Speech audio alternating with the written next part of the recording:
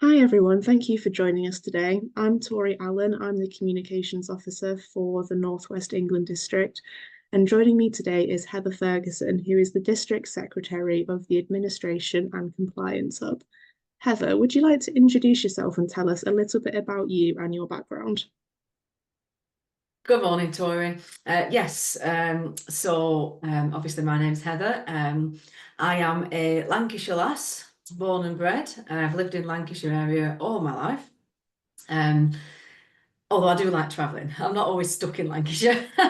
But yes, I grew up in a little town called Rishton and went to Rishton Methodist Church and Rishton Methodist Primary School. From there, I went on to St Wilfrid's in Blackburn. I went to the secondary and the sixth form there, and thoroughly enjoyed my time at St Wilfrid's. It was a great secondary school to have chosen. I was actually the first pupil ever to go from Rishton Methodist to St Wilfrid's. Most people that went to Rishton Methodist went to the secondary school in the actual town, Norden it was called at the time.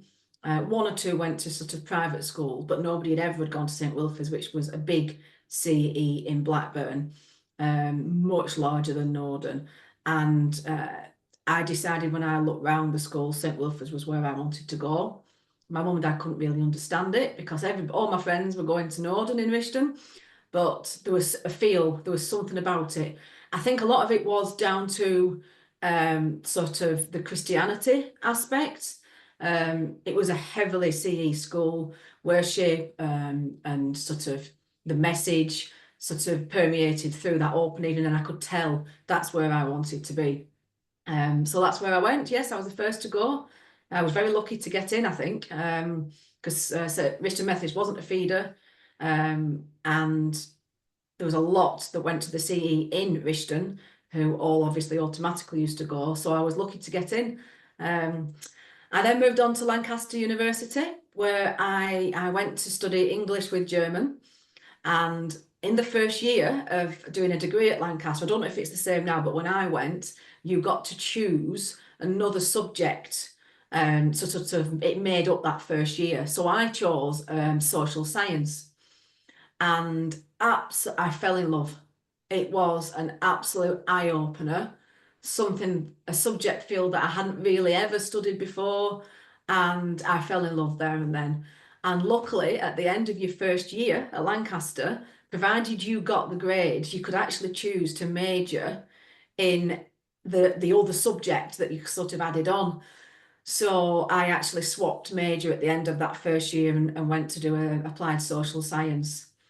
Um, and then my early career, I started off working straight from university at Blackburn YMCA. The plan was that I would do a couple of years working and then go back to Lancaster to study social work. So the plan was to do an MA in social work and become a social worker. That never happened. I sort of got into the world of work and stayed there really. From the YM, I went to Sure Start, supporting families in Blackburn.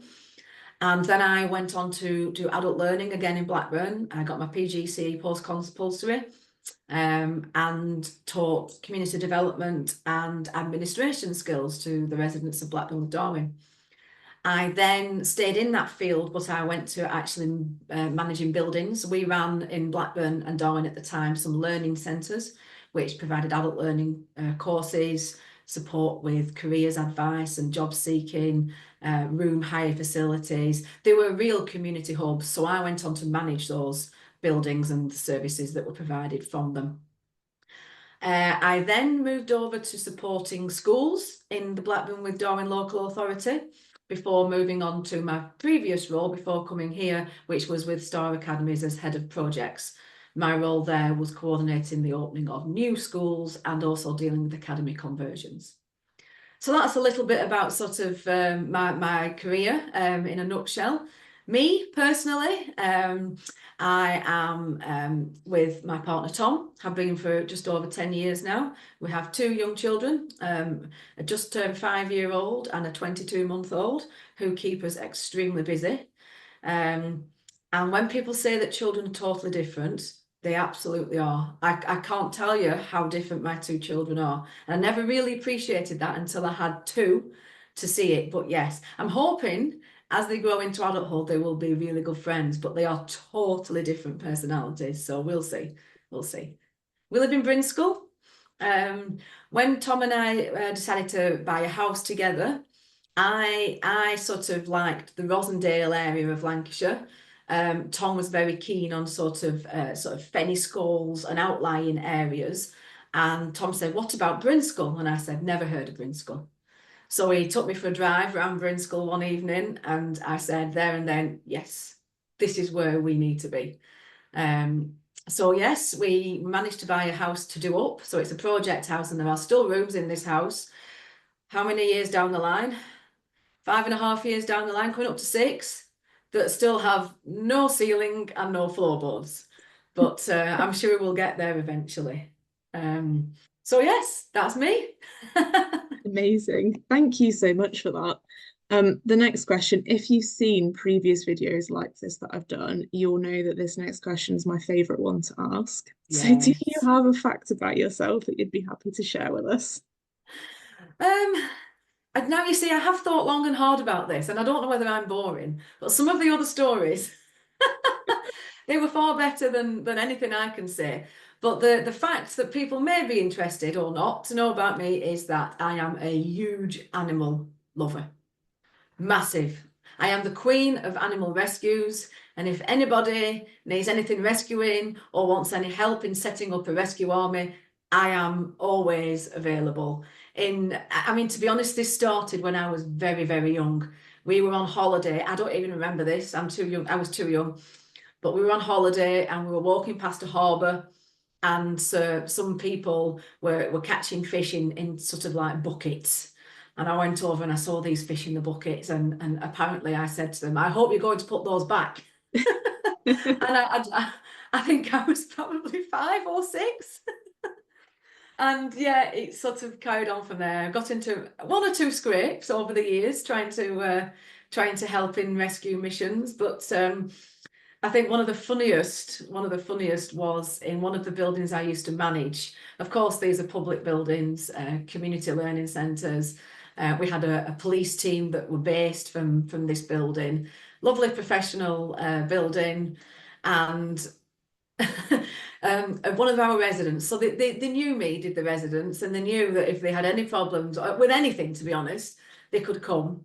And turned up a family with a family of kittens and the mother, that apparently the mother was a stray and had been living in their garden, and then literally turned up with kittens. So, of course, they had to come in and stay with us. So one of our meeting rooms was taken out of service and became a cat house for a couple of months until we managed to find homes for them. I even had police officers at the end of their shifts, when they were finishing at 10 o'clock and midnight, going in and doing the final feed of the day before the caretaker in the morning was opening up, and also feeding. Everybody in that building took a role on in supporting this kitten family. So yeah, I am there for animals. I will stop traffic. I will take a bird 25 miles away if it's going to a wildlife sanctuary in a bid to help them. So yeah, I am always here. Anybody in the district that needs help with animal rescue missions, ring me. I love that so much. And I mean, I am also a massive animal lover, so I think that is a really interesting fact. So thank you so much. Um, Thinking a bit about your role then, what is it that excites you most about the role itself? I think for me, I mean, I will say I strongly feel that I was called to this role, and everything seemed to align remarkably. God was definitely suggesting that I come for this role. And the thing that excites me, as somebody with sort of a passionate belief in how churches should develop for the future, it's the fact of doing things differently. But not just differently, but collaboratively. So it's about the fact that the districts have come together, and with a view to work together, work cohesively, to actually work for the better. It's about, for me, playing to people's strengths, and it's about not necessarily inventing the wheel, but finding a new size of wheel or a new shape wheel to actually ensure that things are done well. But not just done well. And when I say done well, I'm talking sort of legally, I'm talking ethically, I'm talking about for the greater good, remembering why we're here, what the purpose is, and ensuring that our business operates effectively and supports that purpose. And that is the thing that excites me about this. It's about sort of sharing experiences and sharing expertise across the district. And we were at Synod last week, and you and I both spoke about relationships and people.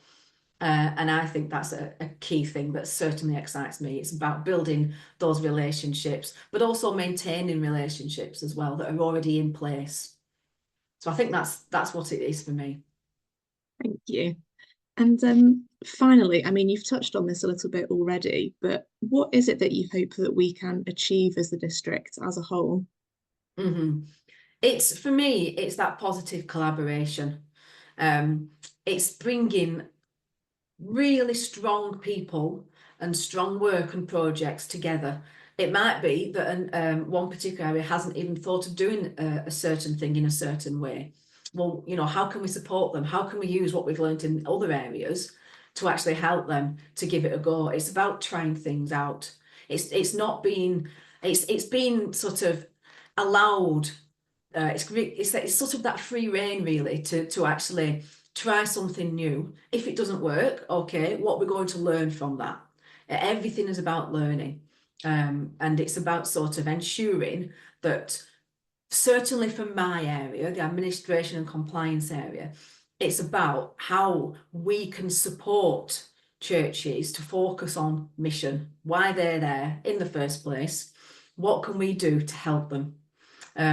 So I would suggest in 12 months, I would really like to see a lot of the sort of the framework that sits behind everything, whether that be sort of property, whether it be grants, all the different key areas. I'd like to see that framework is in place and it is supporting people as and when it's needed. So it's basically freeing people up. It's allowing people to follow a process without them having to make that process themselves. But that process won't be done in isolation. The process that is set up will be done working collaboratively with people who have either an interest or any experience in that area. And again, it comes back to what excites me. It's about working together for the greater good. Heather, thank you so much for your time today. That's been a really insightful conversation. We'll all continue to pray for you as a district, and for anyone that's watching, you heard it here first, all animal rescue inquiries to the District Secretary of Admin and Compliance. Thank you so Thank you, much. Tori.